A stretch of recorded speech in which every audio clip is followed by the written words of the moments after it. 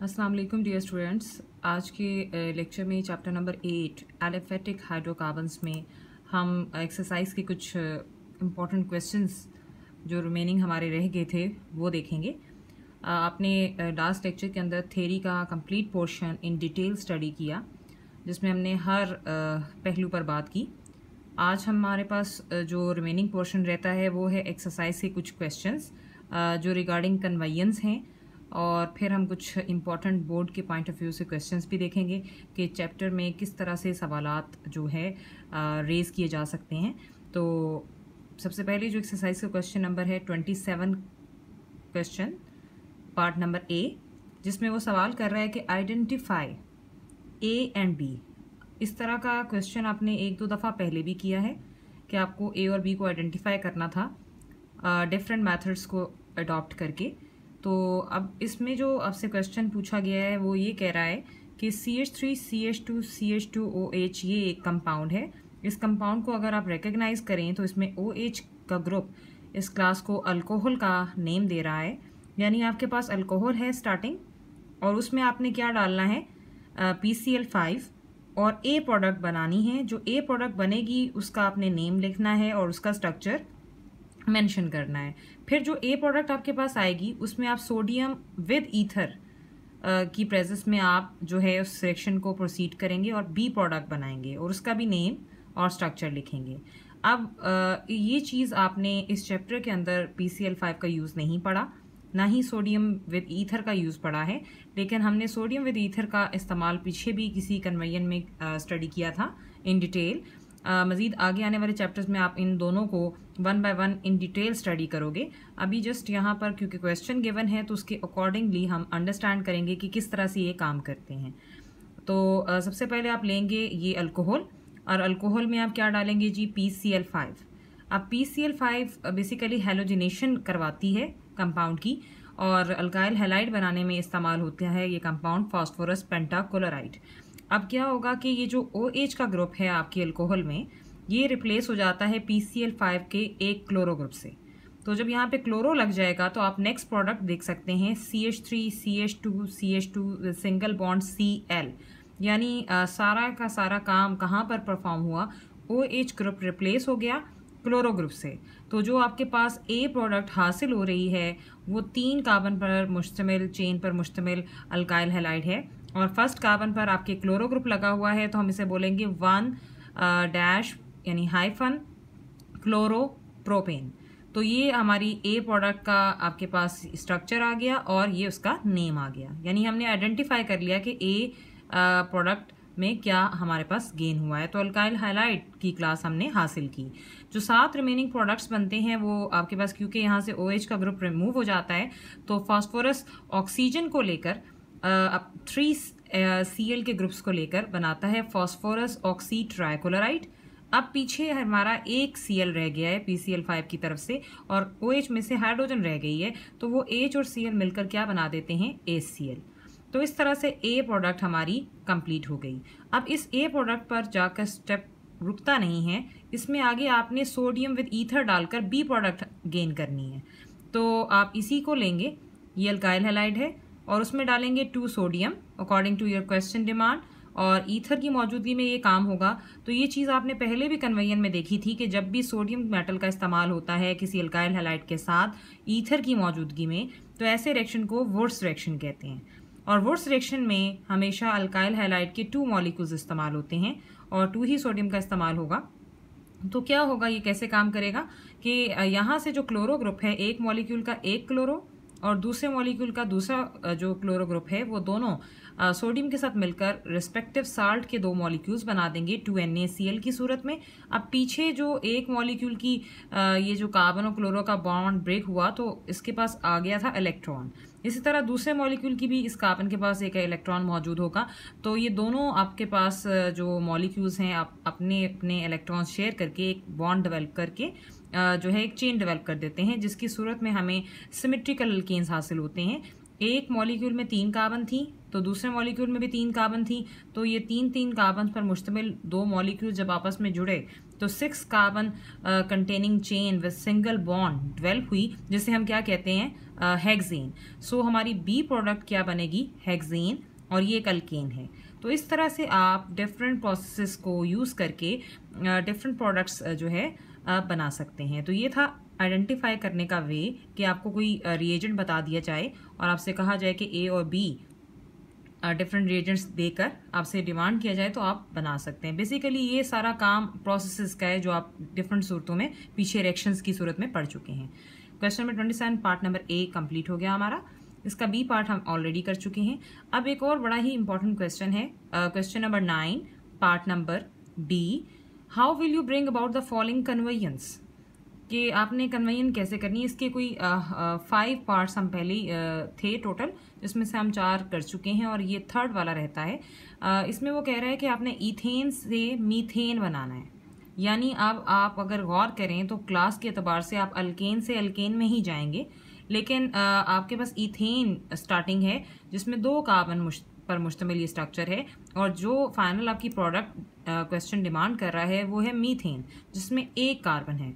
तो आपने सोचना है कि आपने 2 कार्बन से 1 कार्बन में जाना है, यानी कार्बन नंबर की रिडक्शन उसमें कमी रिक्वायर्ड है। तो हमें कोई ऐसा प्रोसेस लेना है जिसमें कार्बन का जो नंबर है इंक्रीज होने की बजाय डिक्रीज हो। और अगर आप निगाह उड़ाएं तो आपने अल्केन बनानी है, तो अल्केन बनाने के आपने मेथड्स पढ़े हैं इस चैप्टर के अंदर, और 5 मेथड्स थे, जिसमें से आपको अगर मैं याद करवाऊं थर्ड मेथड जो कि डी कार्बोक्सिलेशन पर मुश्तमिल था, तो उसके 2 ज़रिए होते थे, या तो आप सोडा लाइम का इस्तेमाल करते थे या आप कोब्स इलेक्ट्रोलाइटिक मेथड को अडॉप्ट करते थे। कोब्स इलेक्ट्रोलाइटिक मेथड में कार्बन का नंबर इंक्रीज हुआ करता था, जबकि सोडा लाइम का इस्तेमाल करते थे तो हमारे पास कार्बन नंबर में कमी आ जाती थी। बनती तो दोनों मेथड्स में अल्केन थी, लेकिन एक कार्बन नंबर के इंक्रीज के साथ बनती थी और दूसरे में कार्बन नंबर डिक्रीज होता था। तो यहाँ से हमने ये जो अपना एसेस कर लिया कि हमें डी कार्बोक्सिलेशन का प्रोसेस अडॉप्ट करना है ताकि हम कार्बन नंबर को कम कर पाएं, और डी कार्बोक्सिलेशन अल्केन पे तो नहीं लगती, उसके लिए salt of the carboxylic acids की ज़रूरत होती है। तो जब हमें सबसे पहला टास्क हमारा क्या है जो हम सोच में लाएंगे कि हमें कार्बोक्सिलिक एसिड बनाना है, वो भी अल्केन से। तो अल्केन से कार्बोक्सिलिक एसिड बनाने के लिए हमें डिफरेंट प्रोसेसेस को अडॉप्ट करना पड़ेगा। यानी हमारा मकसद, अगर हम कार्बोक्सिलिक एसिड बना लें तो हम बड़े ही आराम के साथ डी कार्बोक्सिलेशन का प्रोसेस फॉलो करके मीथेन को हासिल कर पाएंगे कार्बन नंबर कम के साथ। अल्केन भी बन जाएगी और साथ ही साथ कार्बन नंबर भी रिड्यूस हो जाएगा। तो उसके लिए हम सबसे पहले जो मेथडोलॉजी अडॉप्ट करेंगे वो हम लेंगे जी ethane, CH3 single bond CH3। अब इथेन में सबसे पहल हम करवाएंगे इसकी हैलोजिनेशन। जब भी किसी अल्केन की हैलोजिनेशन करवाई जाती है तो सनलाइट की मौजूदगी में ये काम होता है, और ये सब्सटीट्यूशन के प्रोसेस पर ये फॉल करता है और ये प्रोसीड करेगा। तो एक हाइड्रोजन यहाँ से निकल जाएगी एक Cl के साथ, और क्या बनाएगी प्रोडक्ट में ACl। अब वहाँ पर जहाँ से हाइड्रोजन रिमूव हुई वहाँ आकर लग जाएगा क्लोरो ग्रुप। तो अब आपने पहले स्टेप के अंदर बनाया है alkyl halide ethyl chloride, halogenation को फॉलो किया। हैलोजिनेशन का मकसद क्यों है, क्योंकि उसी से हम आगे जाके जो है फर्दर डिफरेंट प्रोडक्ट्स से होते हुए हम एसिड बना लेंगे।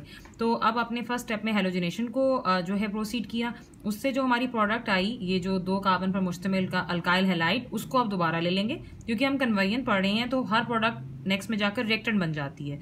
तो आप इसको लेंगे और इसमें आप डालेंगे सेकेंड जो रिएजेंट डालेंगे वो है एक्वस KOH।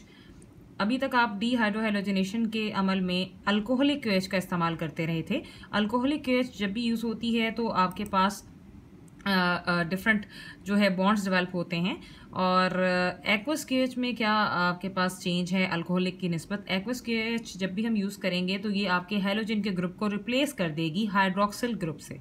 सो यहाँ हमारा मकसद यही है कि हम अल्काइल हैलाइड से अल्कोहल हासिल कर लें और उसको फिर ऑक्सीडाइज करके हम एसिड बना लेंगे।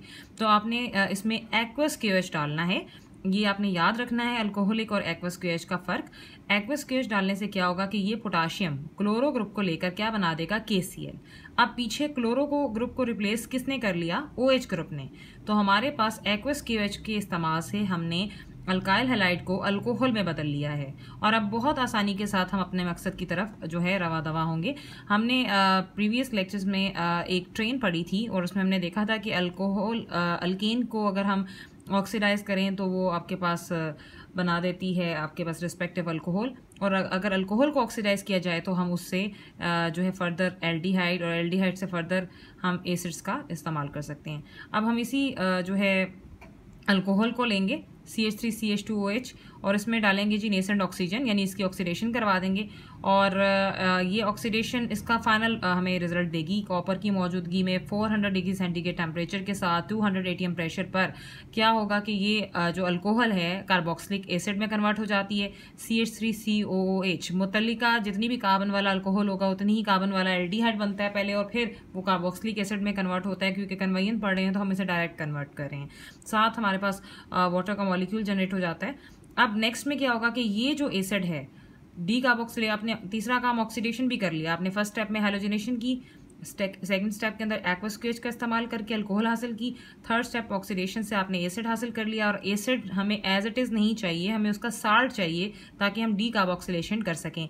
तो आप इसी जो एसिड को लेंगे उसमें NaOH डालेंगे, आपके पास बेस, एसिड बेस से रिएक्ट करेगा तो साल्ट और वाटर बना देगा, यानी यहाँ से आपके पास H और OH मिलकर वाटर बनाएंगे, और इस हाइड्रोजन को कौन रिप्लेस करेगा? सोडियम। तो ये जो अब आपके पास सामने आ रहा है ये साल्ट ऑफ एन एसिड है, जिसे आप फर्दर डी कार्बोक्सिलेशन के प्रोसेस से गुजारेंगे। डी कार्बोक्सिलेशन का प्रोसेस क्या होता है कि आप उसमें सोडियम हाइड्रोक्साइड का इस्तेमाल करते हैं विद दी लाइम और हीट करते हैं, तो ये सारा ग्रुप उतर जाएगा।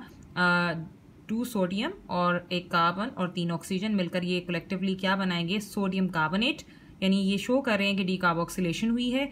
और सेकेंडली जो आपके पास ये हाइड्रोजन थी ये आपके पास कार्बन के साथ जाकर अटैच हो जाती है, और इस तरह से आपके पास CH4 मीथेन डेवलप होती है।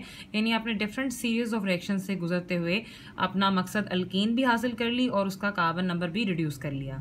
ये तमाम प्रोसेसेस आप तभी अडॉप्ट कर सकते हैं जब आपको रिएक्शंस का पता हो, आपकी रिएक्शंस पर प्रैक्टिस हो, ग्रिप हो, तो आप डिफरेंट रिएक्शंस को डिफरेंट फॉर्म में जो कर सकते हैं। अब कन्वेयन का कोई हार्ड एंड फास्ट रूल नहीं है, आपकी जितनी प्रैक्टिस होगी आप डिफरेंट वे से उसे प्रोडक्ट को हासिल कर सकते हैं।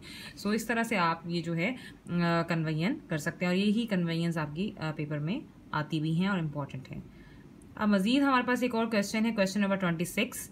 अ compound has a molecular formula C4H6 when it is treated with excess hydrogen in the presence of nickel catalyst a new compound C4H10 is formed. When C4H6 is treated with the ammonical silver nitrate, a white precipitate is formed. What is the structural formula of the given compound? तो वो आपसे दो situations पूछ रहा है। एक situation में ये जो कंपाउंड है हमारा C4H6, उसको में जब एक्सेस हाइड्रोजन दे दी जाती है निकल कैटलिस्ट की मौजूदगी में तो ये कंपाउंड बनाता है C4H10। लेकिन जब इसी C4H6 को हम अमोनिकल सिल्वर नाइट्रेट के सोल्यूशन से ट्रीट करते हैं तो ये वाइट प्रेसिपिटेट्स बना देता है। तो वो क्वेश्चन में आपसे डिमांड कर रहा है कि आप बताएं कि क्या पॉसिबल स्ट्रक्चर फार्मूला हो सकता है इस गिवन कंपाउंड का इस सिचुएशन के अकॉर्डिंग। तो आप अगर देखें तो 2 पॉसिबल स्ट्रक्चर्स हो सकते हैं अगर हम C4H6 को एज अ मेन जो है चेन माने। तो इस मॉलिक्यूलर फार्मूला के साथ 2 पॉसिबिलिटीज़ हैं कि आप सबसे पहले 4 कार्बन्स जो है सिंगल बॉन्ड के साथ शो करेंगे, और 6 हाइड्रोजन जब आप पूरे करेंगे तो एक कार्बन के साथ आपको ट्रिपल बॉन्ड बनाना पड़ेगा। यानी 4 कार्बन है इसमें, 3, 4, 5 और 6 ये हाइड्रोजन के साथ ये शो कर रहा है कि एक कार्बन के साथ ट्रिपल बॉन्ड मस्ट है, तो ये बन जाता है 1 ब्यूटाइन। दूसरी पॉसिबिलिटी हो सकती है कि ये ट्रिपल बॉन्ड की आप पोजीशन चेंज कर दें, आप कार्बन नंबर 1 की बजाय कार्बन नंबर 2 पर इसे लगा दें तो ये बनेगा 2 ब्यूटाइन। तो 1 ब्यूटाइन एंड 2 ब्यूटाइन यानी अल्काइन हमारे पास पॉसिबिलिटी है जो क्वेश्चन हमें दे रहा है। अब वो उसमें 2 स्टेप्स करने को कह रहा है कि पहला वो कहता है कि जब आप इसे एक्सेस हाइड्रोजन से ट्रीट करते हैं तो आपको नया कंपाउंड C4H10 मिलेगा। तो देखते हैं कि ये दोनों जो हमारे मुतल्लिका पॉसिबल जो कंपाउंड्स हैं वो हाइड्रोजन के साथ किस तरह से काम करेंगे। Both this compounds on treatment with hydrogen in the presence of nickel catalyst give the same compound with the molecular formula C4H10। जब इन दोनों कंपाउंड्स को ट्रीट किया जाता है हाइड्रोजन के साथ इन the presence of nickel catalyst तो ये दोनों सेम मॉलिक्यूलर फार्मूला पर मुश्तमिल एक कंपाउंड देते हैं। लाइक अगर आप 1 ब्यूटाइन में हाइड्रोजन ऐड करें तो 2 मॉलिक्यूल्स ऑफ हाइड्रोजन आपको ऐड करने पड़ रहे हैं, इसी तरह आप अगर 2-ब्यूटाइन में यूज़ करें तो तब भी ये काम करना पड़ रहा है। क्यों करना पड़ रहा है? 2 मॉलिक्यूल्स इसलिए हम दे रहे हैं क्योंकि ट्रिपल बॉन्ड है और हमें इसे सिंगल बॉन्ड में कन्वर्ट करना है, तभी जाकर हमारा C4H10 का जो है स्ट्रक्चर डेवलप हो सकेगा। वरना अगर आप एक मॉलिक्यूल डालेंगे तो आपके पास ये C4H10 का हदफ हम हासिल नहीं कर पाएंगे। इसमें जो कैटालिस्ट यूज़ होता है, सिंपली अगर इसको आप गौर करें तो ये एक कैटालिटिक हाइड्रोजिनेशन है जो वो हमसे डिमांड कर रहा है। आप उसमें निकल कैटालिस्ट का इस्तेमाल करेंगे, 200 से 300 डिग्री सेंटीग्रेड टेम्परेचर देंगे तो ये दोनों बॉन्ड्स ब्रेक हो जाएंगे और ये एक सिंगल बॉन्डेड स्ट्रक्चर बन जाएगा और अल्काइन की क्लास से ये अल्केन डेवलप होगी जो 4 कार्बन पर मुश्तमिल है, जिसे आप कॉमनली क्या कहते हैं? ब्यूटेन। अगर आप इसमें काउंट कर लें कार्बन तो 4 कार्बन हैं और जो हाइड्रोजन है वो आपके पास 3, 5, 6, 7, 8, 9, 10 हाइड्रोजन पर मुश्तमिल ये चेन है और ये अल्केन डेवलप होती है जब हम पहला काम करते हैं एक्सेस हाइड्रोजन का इस्तेमाल।